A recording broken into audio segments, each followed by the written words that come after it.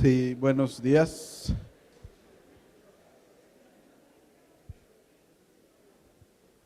Esto suena como a inicio de semestre, ¿verdad? Hay una gran ebullición. Esperemos que con ese ánimo se mantenga durante todo el semestre. Bienvenidos a todos, a nombre de los profesores del taller José Villagrán, los alumnos que están por iniciar este ciclo y a profesores invitados del taller y de otras unidades académicas.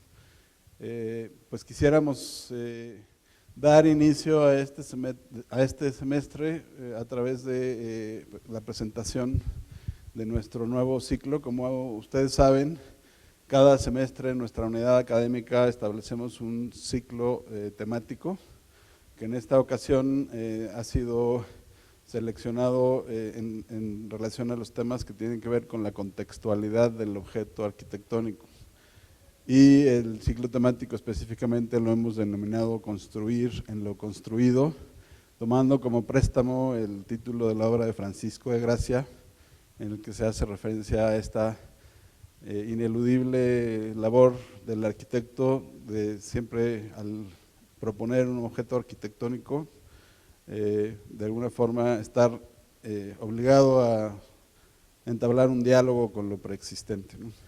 Entonces, en ese sentido, lo hemos conversado en el Consejo Académico del taller y las situaciones de aprendizaje que se han organizado han tenido que ver en todos los niveles con la identificación de escenarios en donde puedan explorarse relaciones con el contexto, particularmente con objetos arquitectónicos que puedan, en los que puedan identificarse cualidades, con el propósito de buscar que la respuesta proyectual establezca algún vínculo o interacción con esas preexistencias. De tal forma que pues, podemos leer un doble objetivo en esta intención.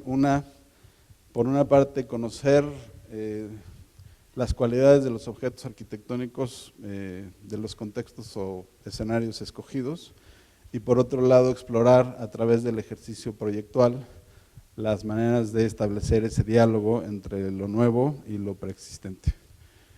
Como estrategia del taller, desde hace ya algunos semestres hemos establecido un ciclo de conferencias con una periodicidad mensual, y esta vez tenemos la fortuna de dar inicio a nuestro ciclo con la conferencia del doctor Javier Cortés Rocha, profesionista destacado en las labores de protección del patrimonio y en cuya tarea se puede leer con mucha claridad la temática que hemos propuesto.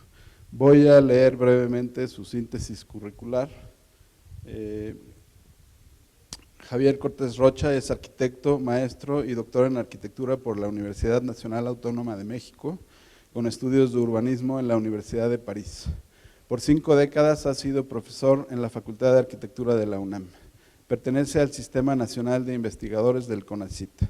Asimismo, ha sido coordinador general de estudios de posgrado, director de la Facultad de Arquitectura, director general de obras y secretario general de la Universidad Nacional Autónoma de México. Fue director general de Sitios y Monumentos del Patrimonio Cultural del Consejo Nacional para la Cultura y las Artes, donde tuvo a su cargo las obras de conservación, restauración y revitalización de los más importantes inmuebles con valor histórico del país, entre ellos la Catedral Metropolitana, el Palacio Nacional, la Casa del Marqués del Apartado, la Fonoteca Nacional, el Museo de Arte Popular y varias decenas de edificios en los estados de la República. Durante este periodo desarrolló el programa Foremova de apoyo a comunidades con fondos concurrentes, gracias al cual se ha intervenido un sinnúmero de edificios en todo el país.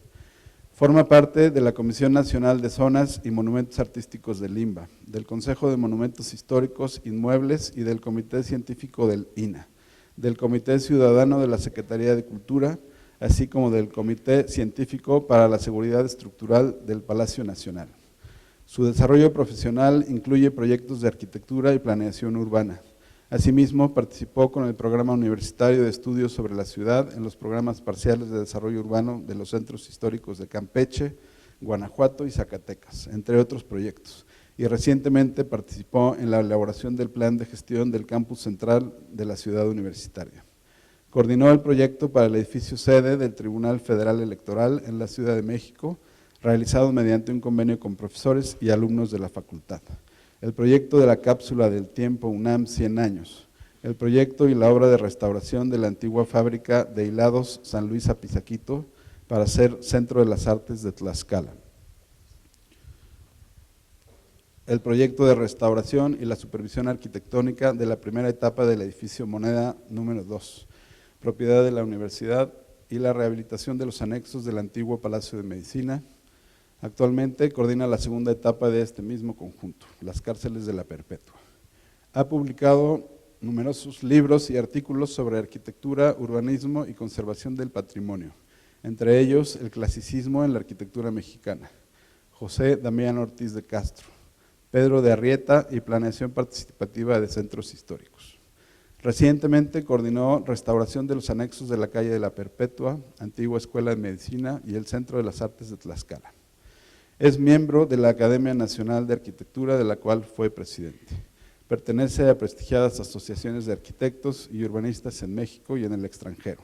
Es miembro honorario del College of Fellows of American Institute of Architects de los Estados Unidos de Norteamérica, del College of Fellows del Royal Architectural Institute of Canada y del ICOMOS México.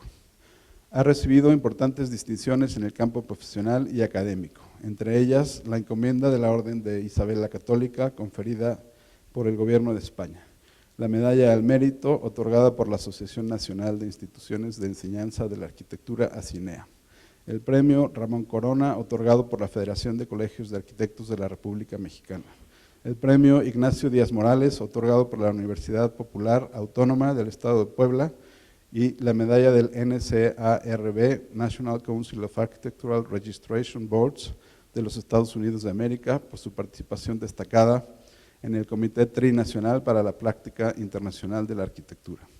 En noviembre del 2012 recibió el Premio Universidad Nacional en la categoría Arquitectura y Diseño. En diciembre del 2013 el Consejo Universitario lo designó profesor emérito de la Facultad de Arquitectura de la UNAM, y en diciembre pasado recibió el Premio Federico Sescose 2017 que otorga el ICOMOS México. Así pues tenemos un invitado de lujo en nuestra unidad. Démosle un aplauso por favor al doctor Javier.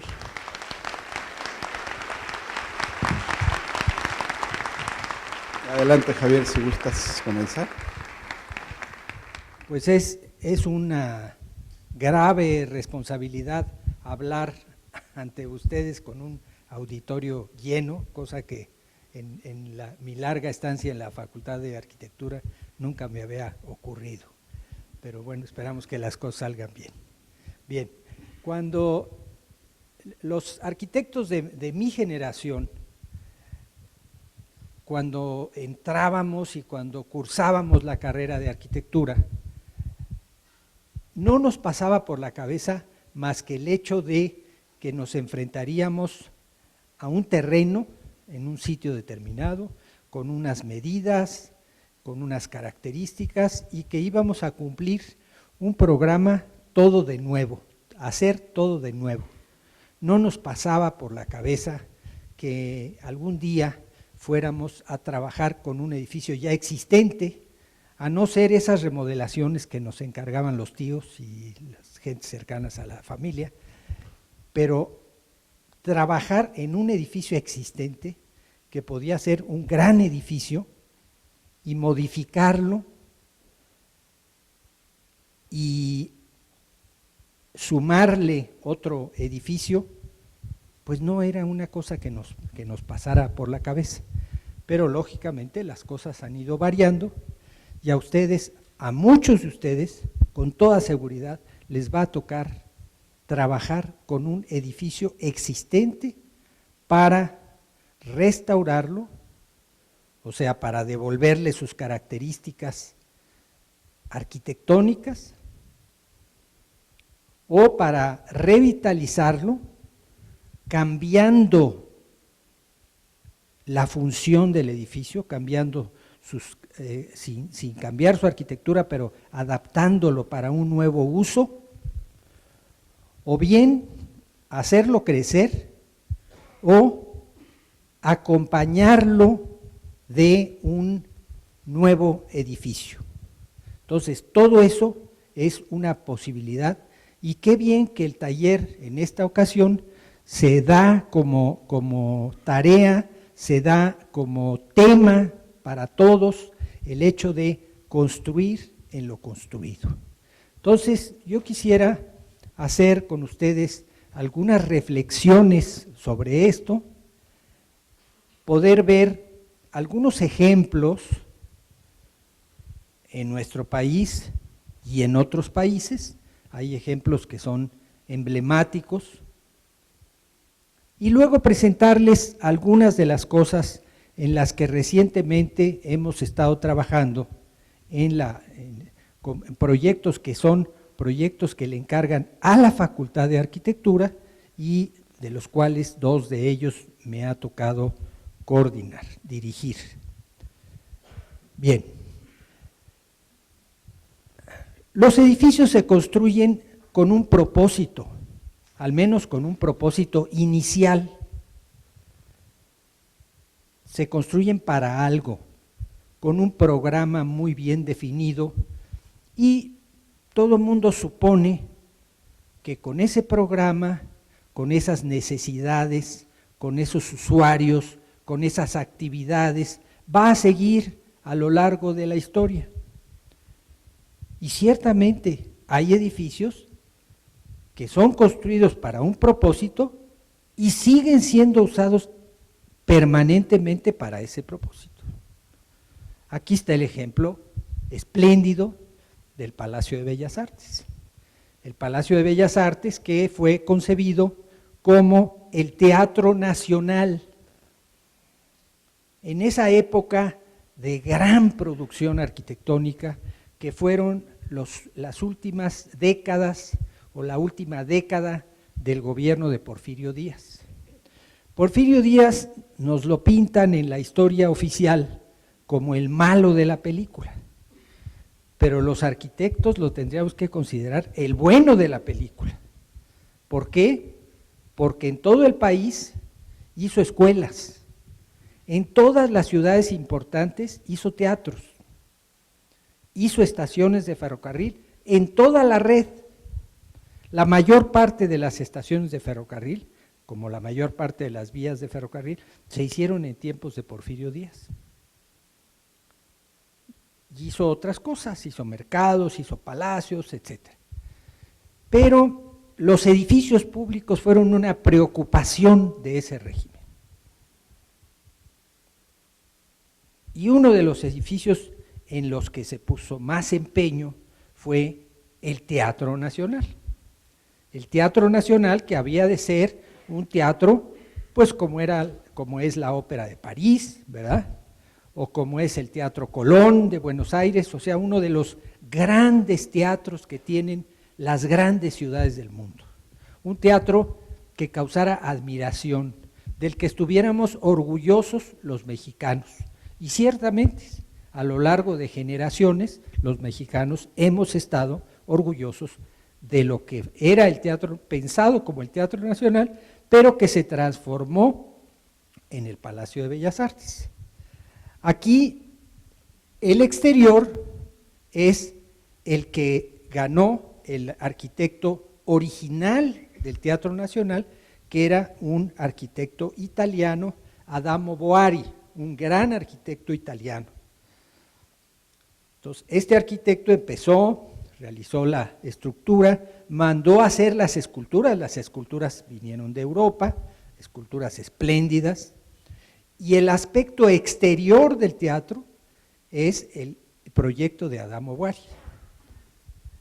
El interior lo transformó el arquitecto Mariscal, don Federico Mariscal, un gran arquitecto también, fue director de esta escuela, y el interior no tiene nada que ver con esto. Federico Mariscal construyó en lo construido, dotó el interior del palacio de una imagen diferente, un sentido mucho más nacional, con materiales, con elementos de decoración que tenían que ver con el mundo prehispánico, con el mundo maya, con mármoles nacionales, con granitos, etc. Entonces ahí hay un ejemplo de construir en lo construido. Bueno, pero eso no lo inventamos recientemente. O sea, construir en lo construido ya lo hacían nuestros antepasados prehispánicos. ¿Qué hacían? Construían una pirámide, el templo mayor, y luego, un siglo después, le construían otra pirámide encima. Construían en lo construido, ciertamente con un concepto muy distinto de lo que nosotros entendemos por construir en lo construido, pero le construían otro y construían otra capa y construían otra capa. Es otra forma de concebir y de llevar a cabo lo de construir en lo construido. Pero hay edificios que se defienden, hay edificios que se resisten a cambiar.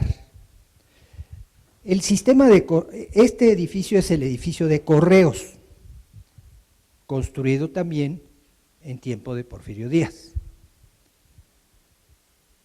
Es el edificio concebido para un sistema postal que no tiene nada que ver con el nuestro. Es más, nosotros usamos ya el correo, pero el correo electrónico. ¿Cuántas veces al año van ustedes al correo a comprar unos timbres y echan ustedes su carta en el buzón? El correo se usa para distribuir publicidad, pero ya la gente no se comunica por correo. Sí les llegan los paquetes de Amazon y demás, pero el correo de hoy es una concepción totalmente diferente del correo del principio del siglo XX. Este es un edificio concebido, pensado, realizado para el programa arquitectónico del Centro de Correos de la República Mexicana, con una gran calidad. Es un edificio que se puede visitar, ustedes lo deben visitar, ustedes tienen la responsabilidad de conocer las buenas obras de arquitectura de este país, porque en este país hay obras muy importantes y muy buenas de arquitectura, y ustedes, jóvenes, tienen la responsabilidad de conocer esas obras, de apreciarlas, de verlas por fuera, de verlas por dentro, de analizar sus detalles constructivos.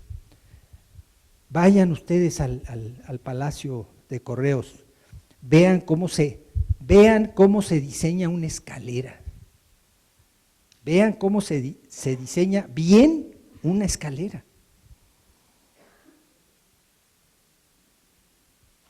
Este es un ejemplo de muy buena arquitectura y un ejemplo de muy buena restauración también. Ha sido restaurado recientemente, muy bien restaurado,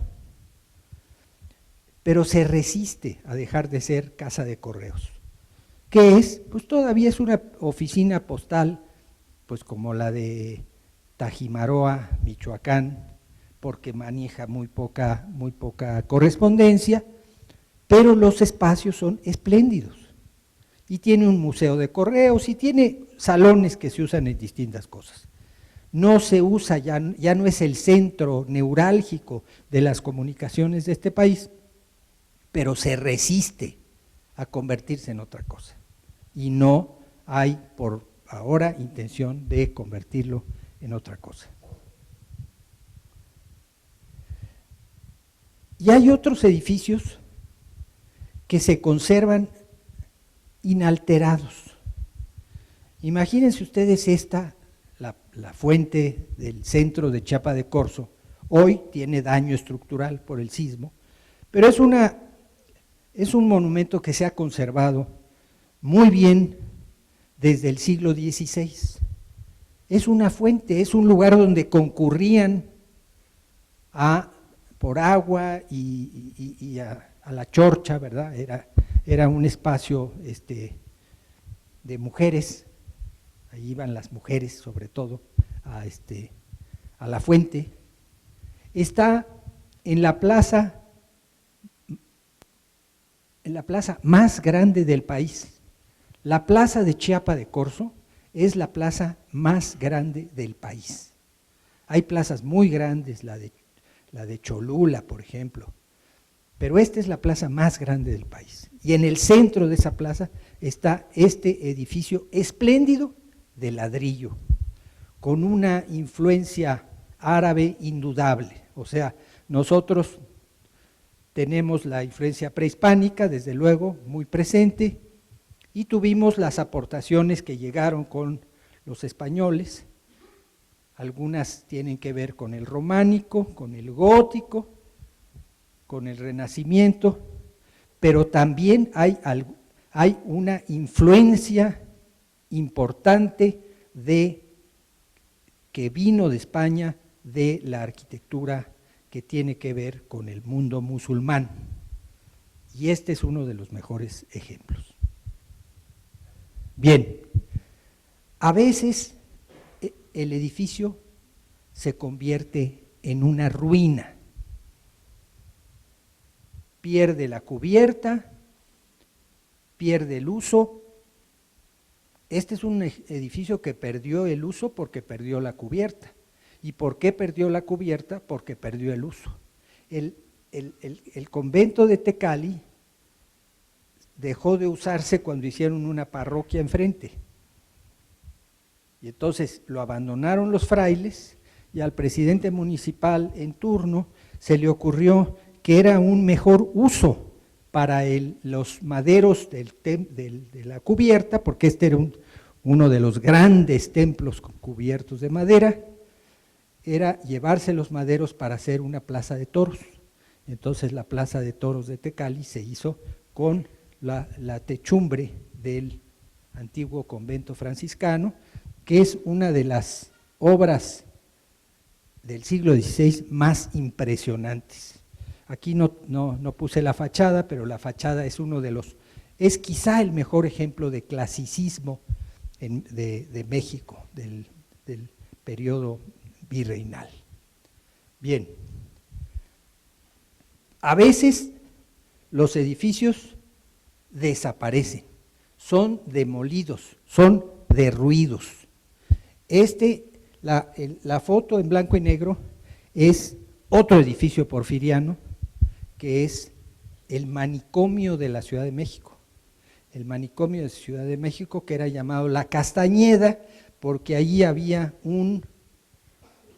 una hacienda, que así se llamaba, La Castañeda. El gobierno compra la propiedad y se manda a hacer un espléndido edificio para una institución lóbrega, que cuando ve uno las fotos de aquello, del interior de aquello, son terribles. Pero en fin, el edificio era magnífico, pero en algún momento se decidió que el terreno era mejor utilizable en hacer vivienda, y entonces se decidió que la Castañeda se demolía. Afortunadamente la crujía del frente se salvó, se desarmó y piedra por piedra se lo llevaron allá por los volcanes. Lo usan ahora para filmar telenovelas, ahí en los volcanes. Bien. Regrésale por favor a la anterior. Bueno, y a cambio de eso se hizo un muy buen conjunto de vivienda, que hicieron Abraham Zabludovsky y Teodoro González de León, y que son muy buenos departamentos con un magnífico proyecto y que siguen siendo usados, muy bien usados y muy apreciados hoy en día. Bien. Bueno, pero hay otros casos extremos. Miren, ustedes saben que Sicilia era una de las partes más importantes de la cultura griega. O sea, los griegos estaban en Grecia y en Asia Menor, en lo que hoy es Turquía, pero también estaban en el sur de Italia y también estaban en Sicilia. Y una de las ciudades más importantes de esa parte del imperio griego, de la cultura griega, muy poco tiempo llegó a ser un imperio solo con Alejandro Magno, pero bueno. es Siracusa. Siracusa es la ciudad de Arquímedes. Es una ciudad que tuvo edificios espléndidos en distintas ciudades. Muchas de las mejores, de los mejores ejemplos de arquitectura griega están en Sicilia, en Siracusa, en Selinonte, en Agrigento. Y pues Siracusa era la joya de esa parte de los griegos. Y aquí ustedes ven en la imagen de la izquierda, es el interior de lo que era el gran templo de Siracusa, el gran templo griego de Siracusa.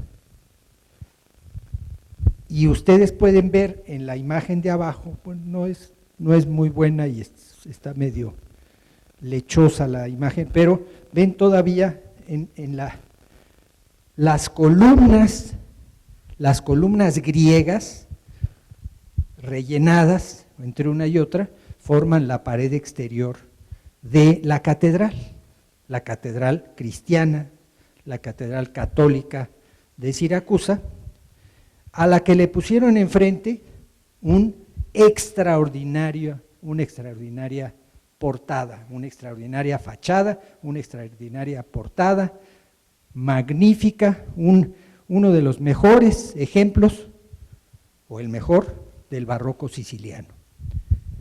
Aquí los arquitectos barrocos construyeron sobre lo construido, construyeron en lo construido.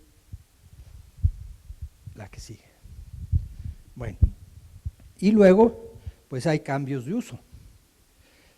El Imperio Romano, ¿se acuerdan ustedes que se dividió en dos? El Imperio Romano de Occidente, que se quedó en Roma, y el Imperio Romano de Oriente, que fue el más importante por un tiempo, que se quedó en Estambul, que se llamó Constantinopla. Por siglos se llamó Constantinopla. Y allí en Constantinopla, la iglesia más importante era la basílica dedicada a la sabiduría, la Basílica de Santa Sofía, la Santa Sabiduría.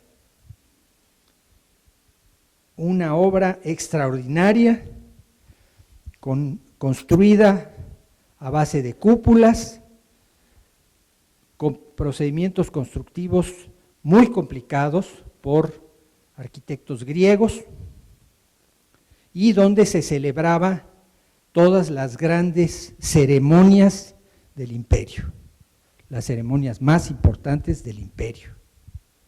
Era una ciudad que rivalizaba con Roma, y cuando se hizo esto en Constantinopla, pues no había en Roma una cuestión semejante.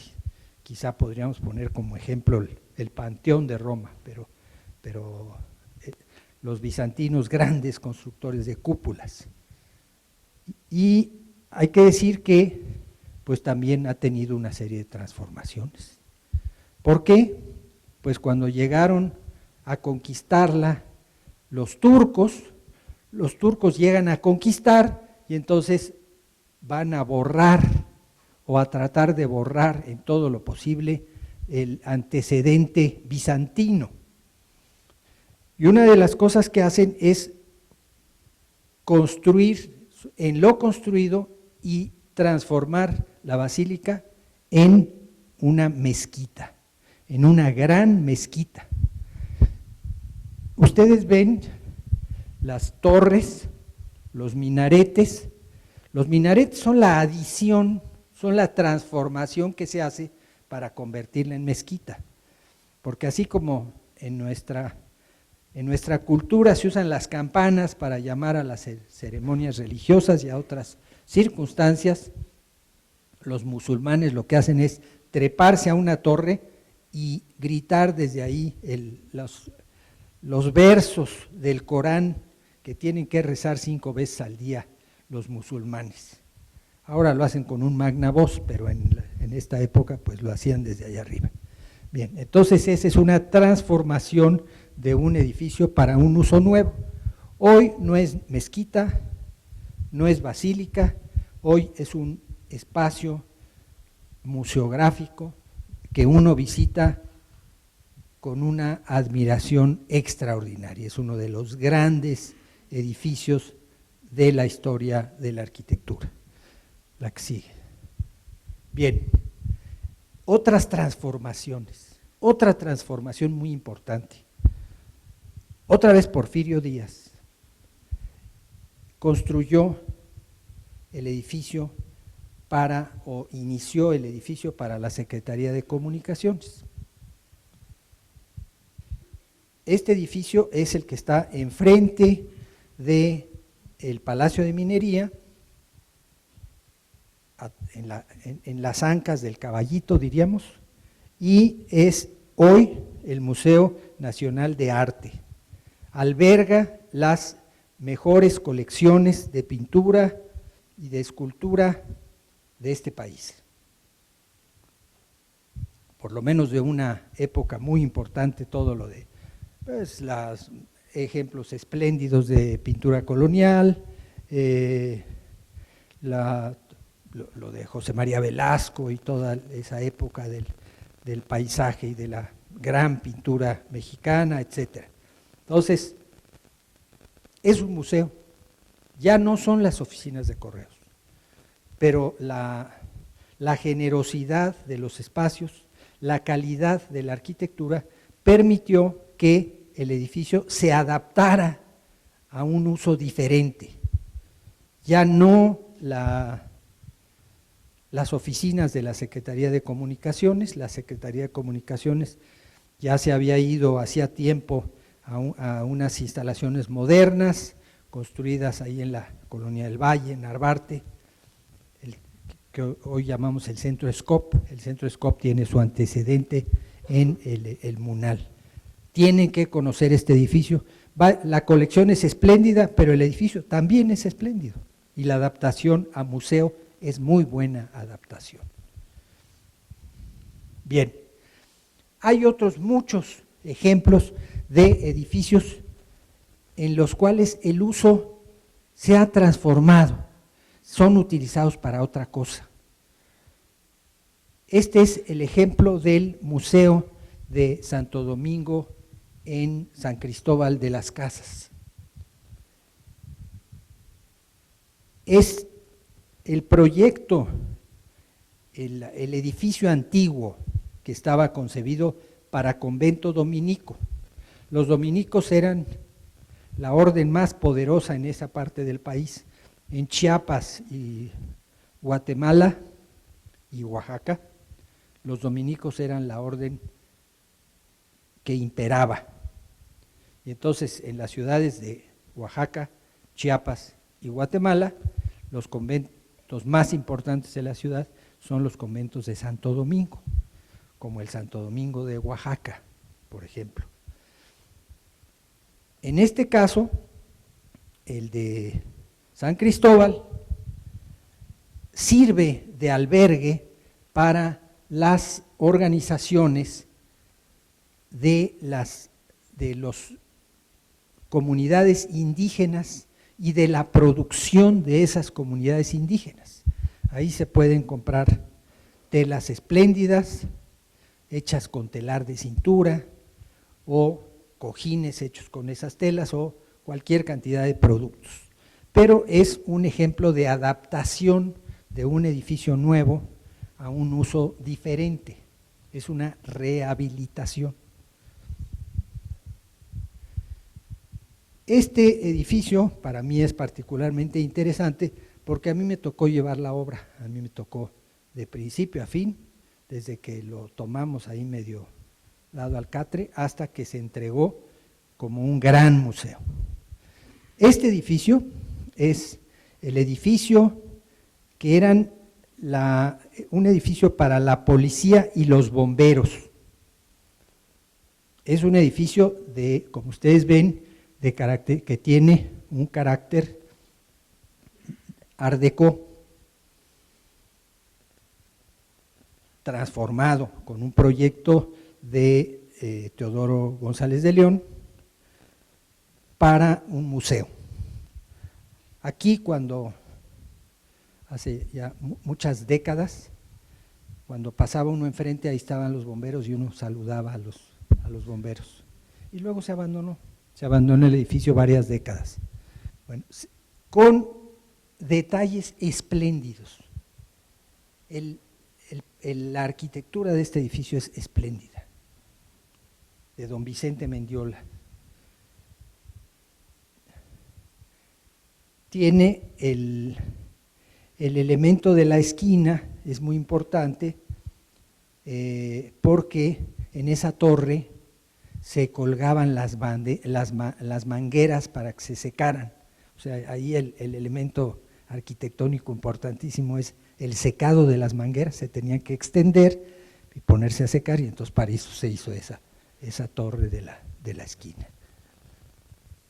Pero vean ustedes el conjunto de los tres arcos. Ahí en esos arcos estaban estacionadas sendos camiones de bomberos, y bueno, era una cosa muy importante para la ciudad. El edificio se rescató muy bien. Ahora sí, la que sigue. Se rescató muy bien para hacer el Museo de Arte Popular, o sea, una organización civil con colecciones muy importantes, promovió la creación del Museo de Arte Popular, y se hizo en un ejercicio tripartita, en el que participaron la Asociación de Amigos del Museo de Arte Popular, uno, la Ciudad de México, el gobierno del Distrito Federal, Andrés Manuel López Obrador, y luego Ricardo Encinas, y el Consejo Nacional para la Cultura y las Artes, en ese momento presidido por Sari Bermúdez.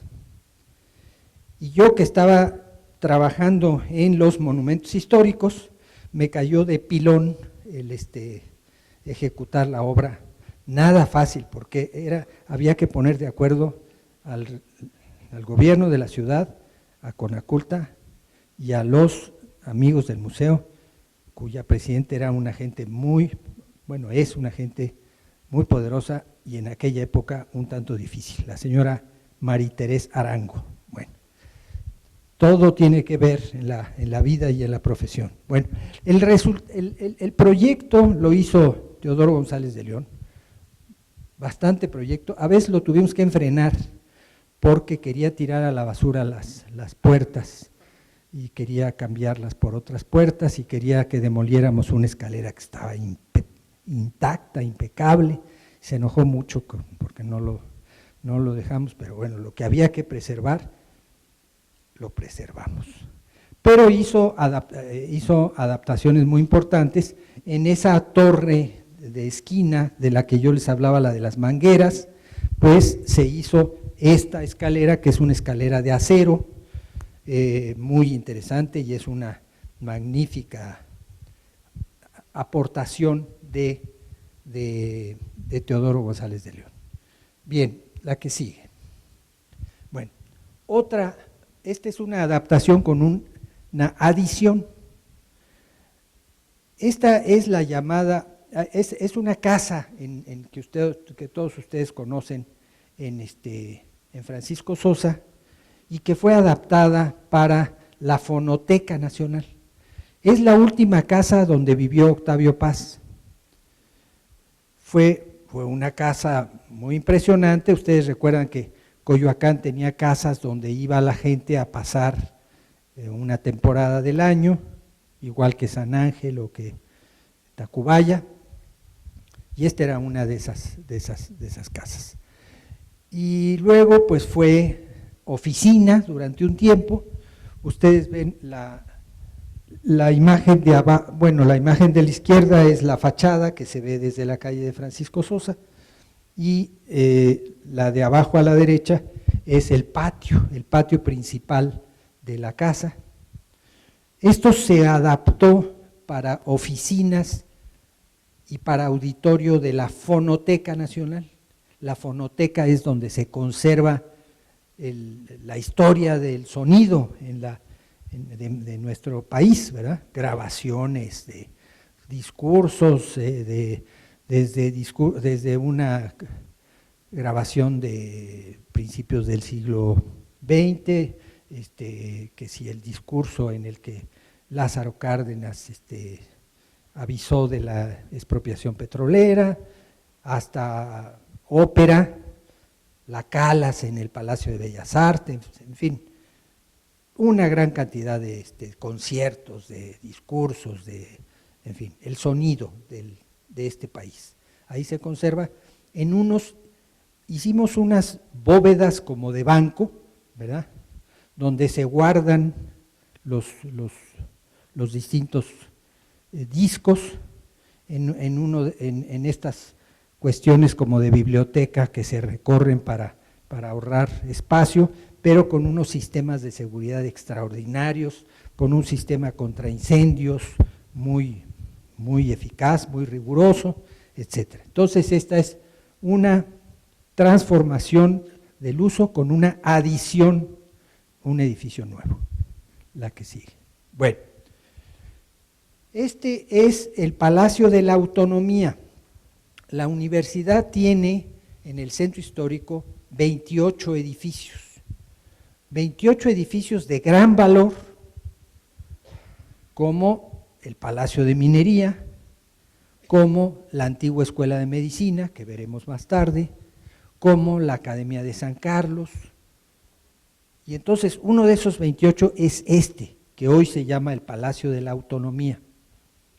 Este edificio fue parte del convento de Santa Teresa, del convento carmelita de Santa Teresa,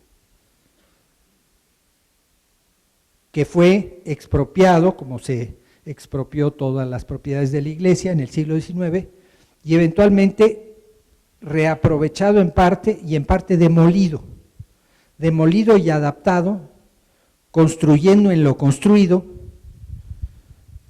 para este edificio que fue escuela normal no construida por Porfirio Díaz, pero sí por su compadre, el general Manuel González, que gobernó un periodo intermedio entre el primero y los sucesivos periodos de Porfirio Díaz. Entonces, la escuela normal como una institución muy importante. Entonces se construyó la escuela normal. Después la escuela normal se iba a ir a donde lo que fue el colegio militar en Popotla, algunos de ustedes conocerán, y cuando la escuela normal sale de ahí, resulta que le dan el edificio a la naciente universidad. La universidad tendrá su rectoría, la rectoría que hoy tenemos aquí enfrente, estuvo en este edificio. Y en este edificio, después salió y estuvo en Justo Sierra. Y este edificio tuvo otros usos. Fue escuela de odontología, fue la Prepa 2, y hoy es el Palacio de la Autonomía, porque aquí se festejó, aquí se declaró, aquí se proclamó la autonomía de la universidad en 1929. 1929, la Universidad Nacional de México se convierte en Universidad Nacional Autónoma de México, después de un movimiento que vale la pena que ustedes conozcan. Bien, regrésale, por favor. Este es un edificio que ha sido adaptado para distintos usos y es como un condominio donde funciona la Fundación UNAM, funcionan los exalumnos de odontología y se usa para eventos, reuniones, etc. Bien, la que sigue. Bueno, aquí hay un ejemplo interesante de una adición, El edificio que vemos arriba a la izquierda es uno de los mejores palacios barrocos de la ciudad. En la Ciudad de México se construyeron espléndidos espacios, palacios barrocos, sobre todo en el siglo XVIII. Hay del XVII, pero la mayor parte son del XVIII. Y uno de los más prolíficos y más consolidados, consagrados arquitectos del siglo XVIII, del final del siglo XVIII, fue Francisco Antonio Guerrero y Torres. Es el último arquitecto barroco. Después de Guerrero y Torres llega la Academia de San Carlos con el machete a darles a los arquitectos barrocos y a la arquitectura barroca, ya tratar de quitar todos los retablos dorados que pudo y llevarlos a la leña. Y el último arquitecto fue Francisco Antonio Guerrero y Torres, gran arquitecto. Bien, a Teodoro González de León le dieron la tarea de hacer una ampliación del edificio. El edificio es la sede de Banamex, es la sede, digamos, protocolaria de Banamex. Y cuando se pensó en hacer una adición, le plantearon el problema a Teodoro González de León de construir en lo construido, y entonces propuso esto, realizó esto, que es la versión siglo XX de el edificio barroco del XVIII. No estaba haciendo ninguna grosería, o sea, no fue una copia, fue una nueva interpretación de la arquitectura de Guerrero y Torres, un edificio contemporáneo de gran calidad con el espíritu del Palacio Barroco. Bien, y ahora un ejemplo que cuando vayan a Oaxaca no deben dejar de conocer, que es la adaptación del convento de San Pablo, del antiguo convento de San Pablo. El antiguo convento de San Pablo se había quedado abandonado y poca gente sabía de su existencia, en el corazón de una manzana, como a una cuadra de la plaza principal, como se dice, del Zócalo de Oaxaca. Y entonces, en una iniciativa muy afortunada, en la que tuvo mucho que ver Alfredo Harp, que es un benefactor de Oaxaca y de la cultura en general, se rescató, se compró ese corazón de manzana, se comunicó con las calles adyacentes, se hicieron en parte nuevos edificios, pero él construyó en lo construido en el interior del convento. Aquí ven ustedes la portada que se descubrió, estaba totalmente oculta, y ven ustedes parte de uno de los claustros. La que sigue. Bien, esta es la adición que hizo Mauricio Rocha. Mauricio Rocha hizo la adaptación muy feliz, muy lograda la obra, sin tratar de copiar lo antiguo, sino añadiendo respetuosa y armónicamente lo moderno. Esta es una intervención, repito, muy bien lograda, de armonizar lo nuevo con lo antiguo y darle nueva vida a ese conjunto. Bueno, este es otro en la Ciudad de México, construir en lo construido, el Centro Cultural de España. El Centro Cultural de España queda a espaldas de la catedral. A veces me encuentro con alumnos de nuestra facultad que no conocen la Catedral de México. Espero que todos ustedes la conozcan por fuera y por dentro. Bien, en la parte de atrás de la catedral, en una casa del siglo XVIII, no una casa grandota, una casa de tamaño reducido del siglo XVIII, los españoles, convencidos por el gobierno de México, decidieron hacer el Centro Cultural de España en el centro y no en Polanco, donde lo iban a hacer.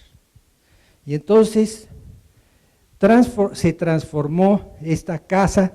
Ustedes ven a la derecha el patio del siglo XVIII, el interior del siglo XVIII, y respetando lo que había y añadiéndole elementos nuevos, contemporáneos, se adaptó para el Centro Cultural de España.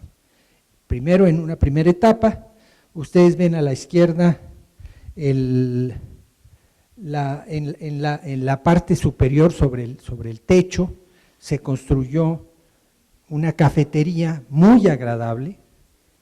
De ahí pueden ustedes ir y tomar una copa de vino y viendo el ábside de la catedral, toda la arquitectura de la catedral, muy a gusto desde esa cafetería de azotea del Centro Cultural de España, que fue una adición a un edificio existente. En algún momento, o en una etapa posterior, se decidió ampliar hacia la calle posterior, que es la calle de Donceles, este Centro Cultural de España, y entonces se trabajó con otro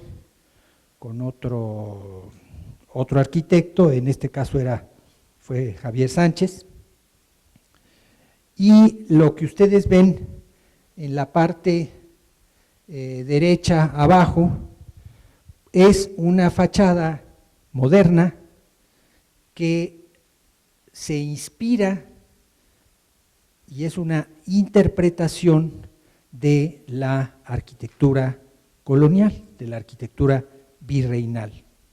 No pretende ser arquitectura virreinal como la fachada de Junto, que sí lo es, pero es algo que armoniza, que es lo que ustedes tienen que lograr, armonizar, no copiar, armonizar, crear lo nuevo con calidad, armonizando.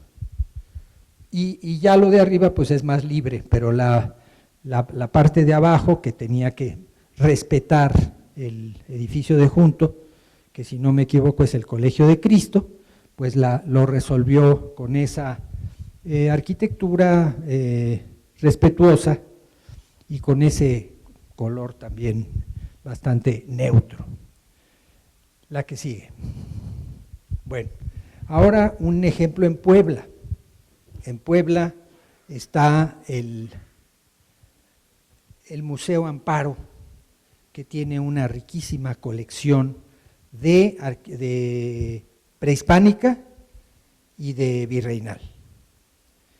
El Museo Amparo está construido en varias casas coloniales, pero requería de una ampliación, y entonces esa ampliación se le encargaron a Enrique Norten, a Taller Enrique Norten, y Enrique Norten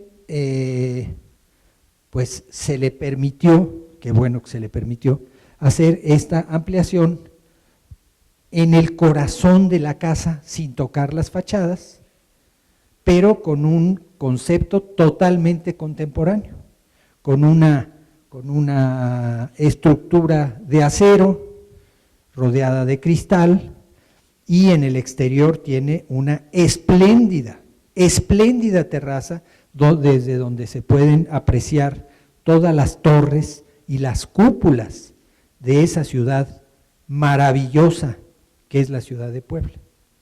Y lo mejor de la ciudad de Puebla es lo que se ve de arriba. Abajo hay cosas que no nos gustan tanto, pero lo que se ve de esa terraza es fantástico, fantástico. Construyó sobre lo construido. La que sigue. Bueno, y ejemplos en otros sitios.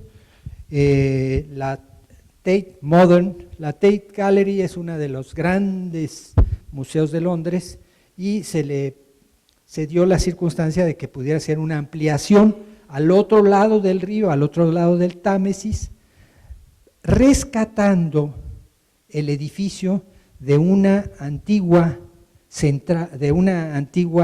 planta de producción de energía eléctrica. Y entonces, ese espacio maravilloso de la planta lo convirtieron en el espacio del museo. Y entonces es el que ven ustedes a la izquierda abajo, a la izquierda arriba es el edificio de la vieja planta de luz,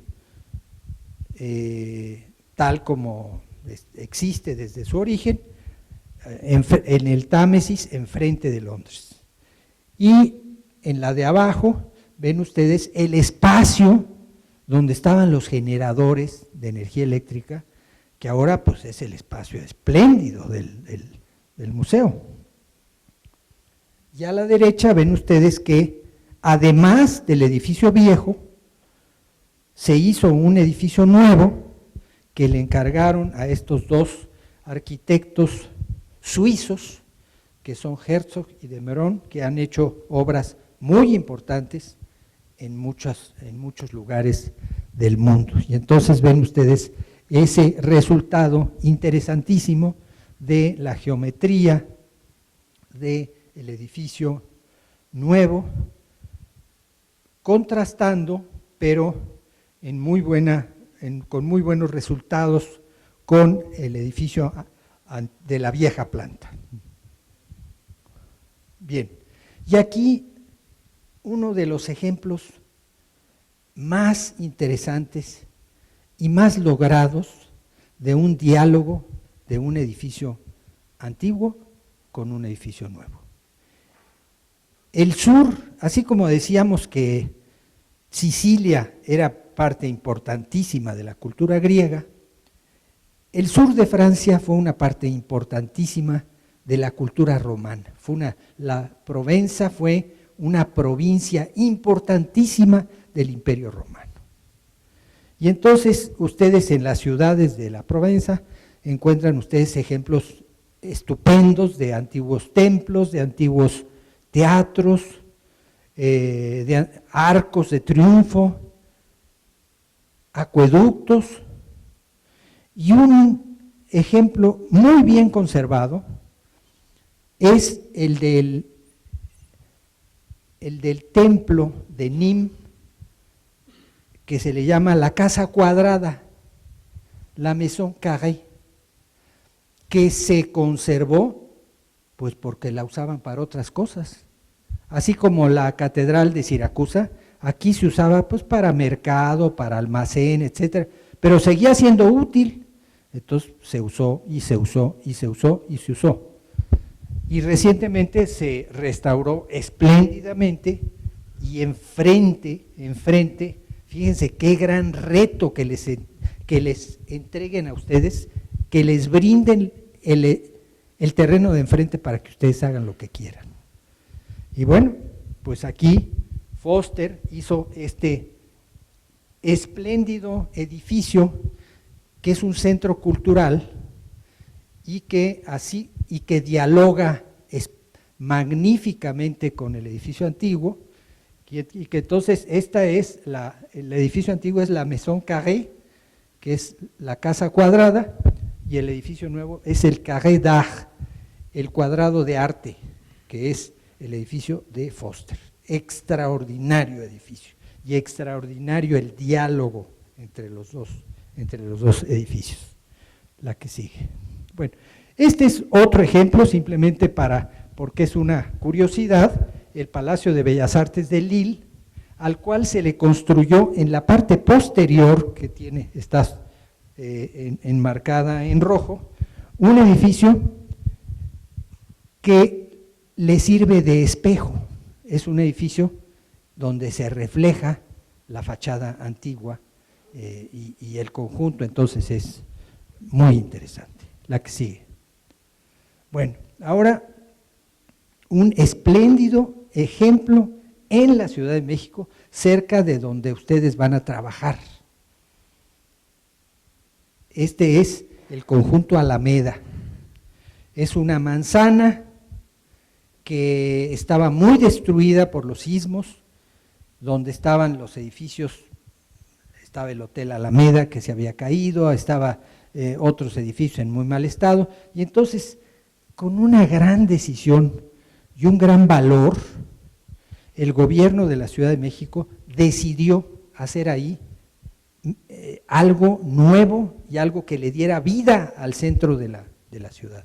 Y entonces el gobierno de la ciudad decidió construir sobre lo construido, aprovechando la circunstancia, y se hizo un gran proyecto que incluye, abriga, cobija a un templo, lo que era la capilla de un convento de indias nobles, de indias cacicas, que era el convento de Corpus Christi.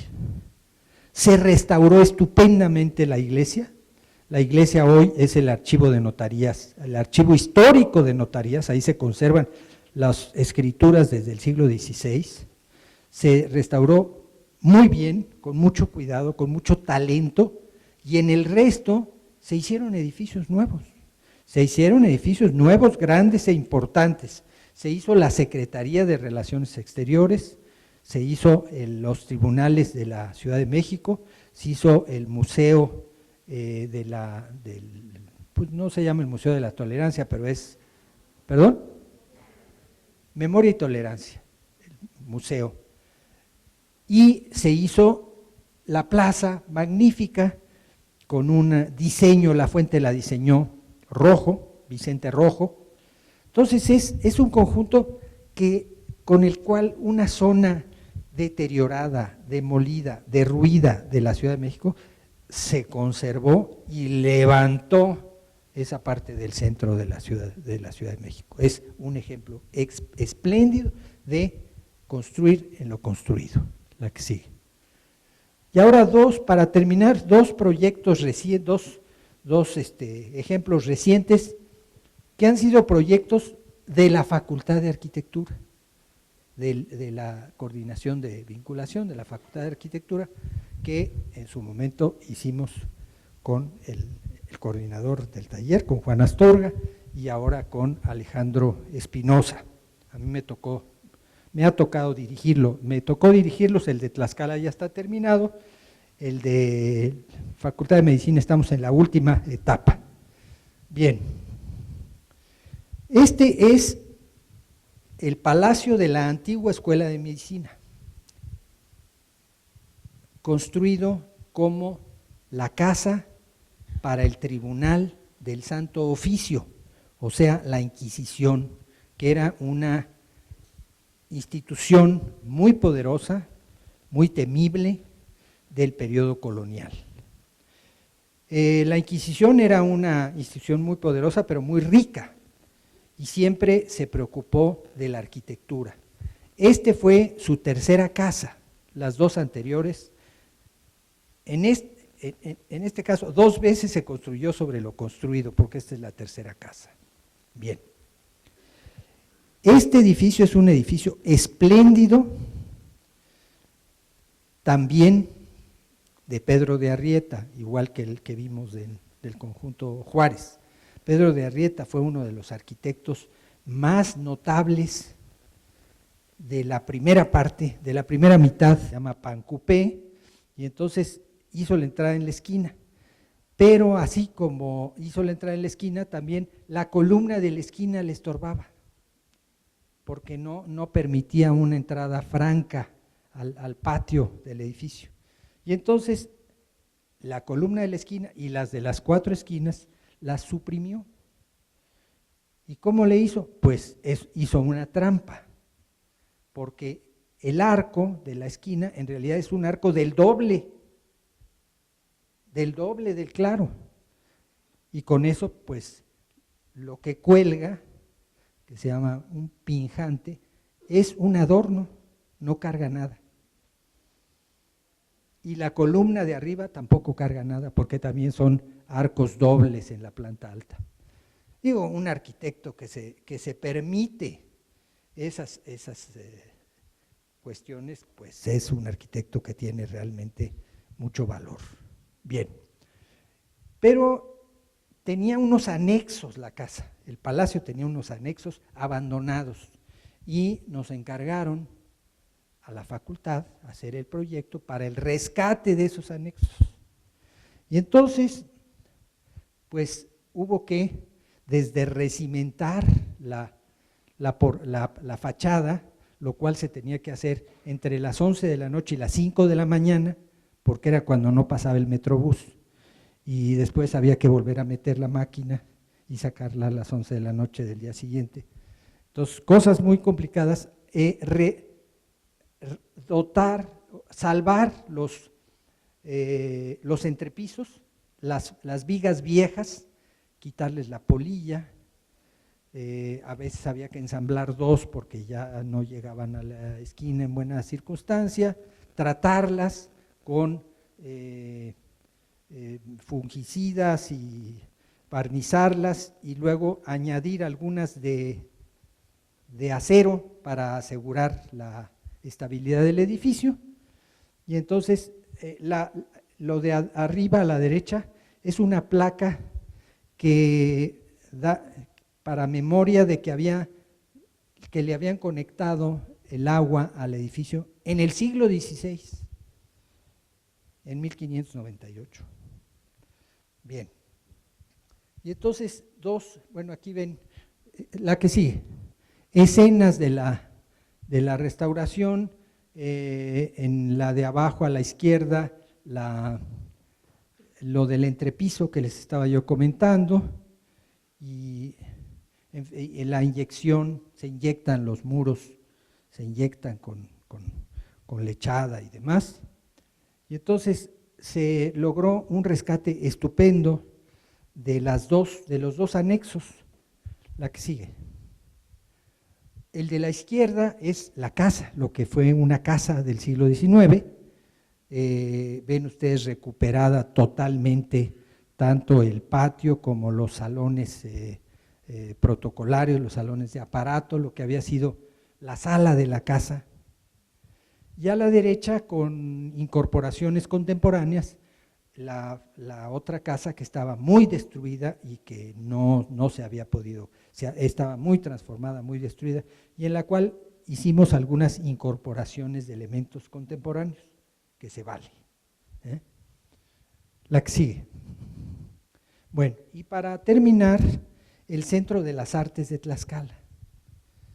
En Tlaxcala había una gran cantidad, en Tlaxcala y en Puebla había una gran cantidad de fábricas de telas, de fábricas de textiles, fábricas que eventualmente fueron dejando de funcionar por razones económicas, por razones sindicales, etc. Y esta era una de ellas, la fábrica de San Luis, de la familia Solana, que estaba en ruinas, el casco, que había sido estupendo, estaba en ruinas. La que sigue.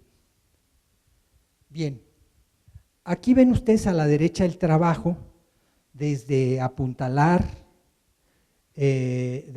lo que había sido la gran nave de la fábrica, de quitarle unos añadidos que se le habían puesto para disfrazarlo de arquitectura rústica mexicana. Abajo de la arquitectura rústica mexicana había unas columnas de fierro fundido extraordinarias, y entonces esas las dejamos a la vista. A Guillermo Bucan le tocó participar en esta obra. El pasillo es el pasillo donde estaban las grandes poleas con las que se movía la maquinaria. Es un pasillo de poleas y de ejes que ya no existen. La que sigue. Y es una combinación de lo antiguo con lo nuevo. O sea, lo antiguo se limpió, se respetó y se liberaron las columnas originales, y después se le dotó de una pared de cristal para que el interior de eso pudiera ser utilizable. Y el resultado es muy bueno. La que sigue. Bueno, aquí son distintas áreas de la antigua fábrica, los patios, tanto arriba como abajo. La que sigue. otras escenas.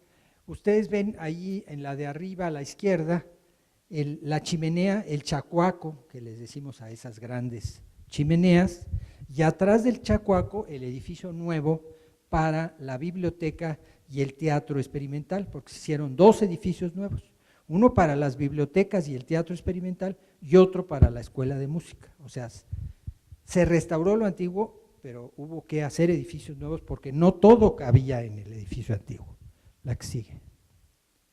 Y el final, los estacionamientos, parte de ellos tenía que ser cubiertos con velarias que se diseñaron aquí en la facultad. Esa parte te tocó a ti, ¿verdad? Ándale, sí, aquí están los 2 autores de esto. Bien, y el Iztaccíhuatl, porque cuando iba uno a Tlaxcala, se paraba uno en una gasolinera donde en los días bonitos se veía el Iztaccíhuatl. Ahí se bajaba uno, se tomaba su café, si era necesario iba al baño y ya se seguía para la obra. Bueno, ahora, los edificios tienen que ganarse la vida, tienen que ser útiles, ganarse la vida con dignidad. El darles un uso digno evita que se deterioren. Un edificio que se usa mal o poco se va deteriorando y eventualmente se pierde. Lo ideal es que el edificio genere recursos económicos para que su mantenimiento no sea gravoso, para que no se tenga que estarle metiendo dinero, sino que el edificio se mantenga solo. Luego, la restauración debe ser siempre respetuosa. En primer lugar, se tiene que garantizar la seguridad estructural, o sea, la estabilidad, la solidez del edificio. Después, tenemos que ser honrados, o sea, si hacemos algo nuevo, se tiene que identificar qué es lo nuevo y que eso nuevo sea distinguible de lo viejo. Y si hacemos algo nuevo, lo nuevo debe dialogar con el contexto. Esas son reglas que ustedes tienen que observar cuando construyan en lo construido. Muchas gracias. Buenos días, tardes. ¿A usted le ha tocado participar en alguna restauración del sismo que acaba de pasar? Mira, a mí a lo que me han invitado es a participar en un comité que es el que hace la evaluación y la supervisión científico-técnica de lo sucedido y de las intervenciones en los edificios que son propiedad de la nación, fundamentalmente los edificios religiosos. Los edificios religiosos son del orden de 2,000 en 11 estados de la República, y la cuestión es que esas 2,000 intervenciones tienen que ser intervenciones muy bien hechas, muy respetuosas y que hagan que el edificio no solo conserve las condiciones anteriores, sino que inclusive se busca que, de ser posible, esté en mejor circunstancia. Entonces nosotros estamos analizando los criterios, los tipos de daños, los tipos de soluciones que se tienen que dar con gente del Instituto de Ingeniería y con gente del INAH, tanto del área de monumentos históricos como del área de conservación, que ven lo de bienes muebles y pintura mural. O sea, yo no tengo a mi cargo una intervención directa, pero estoy con la responsabilidad de vigilar, dar opinión, etcétera. a ver la posibilidad de en esos edificios resolver la demanda de vivienda y hacer la certificación de la ciudad, pues, para que esos metros, en lugar de ser bodegas de trabajo, puedan ocupar como bienes. Sí, o sea, no necesariamente en el centro histórico, digamos, hay esa conciencia de que por un lado, pues hay un abandono o un semiabandono de las plantas altas, lo único que se ocupa son las plantas bajas y en las plantas altas pues hay bodegas, almacenes, etcétera. Ahí ha habido o sea, económicamente no te resulta. Entonces, ahí tendría que haber un subsidio. Es tan importante el centro histórico y sería tan importante devolverle la vida al centro histórico en las plantas altas que, aunque el asunto no fuera negocio, habría que crear un subsidio para la vivienda en el centro histórico. Sin el subsidio no se puede. Prácticamente nos has dado la señal de salida, Javier, para iniciar este semestre. Te agradecemos muchísimo a nombre de toda la comunidad y queremos darte un pequeño reconocimiento por esta conferencia. Muchas gracias. Muchas gracias.